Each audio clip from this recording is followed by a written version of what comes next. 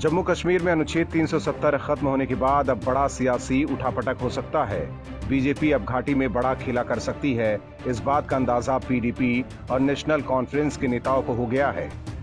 यही वजह है कि महबूबा मुफ्ती और फारूक अब्दुल्ला जैसे नेता इन दिनों बीजेपी और केंद्र की मोदी सरकार पर हमलावर हैं।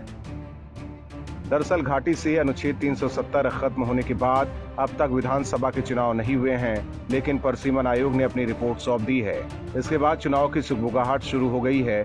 जल्द ही राज्य में चुनाव हो सकते हैं और इसके लिए राजनीतिक दल अपनी अपनी तैयारियां भी शुरू कर चुके हैं।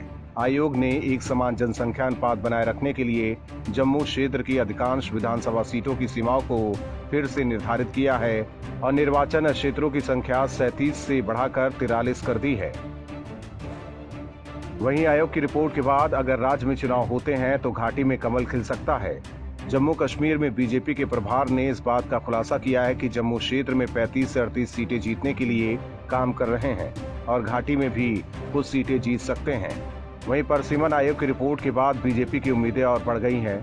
इसके पीछे वजह यह है कि राज्य में पहली बार एसटी आरक्षित 9 सीटों का प्रस्ताव रखा गया है और बीजेपी को लगता है कि इससे पार्टी को मदद मिलने वाली है।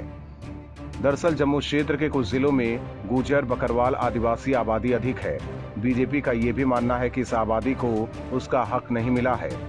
बीजेपी को उम्मीद है कि कश्मीर घाटी की उन 4 एसटी सीटों पर भी उसे फायदा होगा जहां ये जनजातियां बड़ी संख्या में है।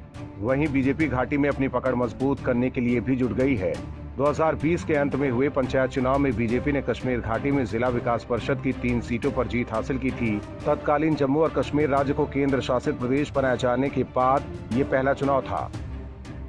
वहीं जम्मू में भी विधानसभा की सीट बढ़ने से बीजेपी को राज्य में फायदा हो सकता है। हालांकि राज्य में परसिमन आयोग की रिपोर्ट का विरोध पीडीपी, नेशनल कॉन्फ्रेंस जैसी पार्टियां अभी से ही कर रही हैं। अब बीजेपी को परसिमन आयोग की रिपोर्ट का कितना फायदा होता है, ये चुनाव बाद पता चलेगा। वीडियोस देखने के लिए चैनल को सब्सक्राइब करें और बेल आइकन को दबाएं।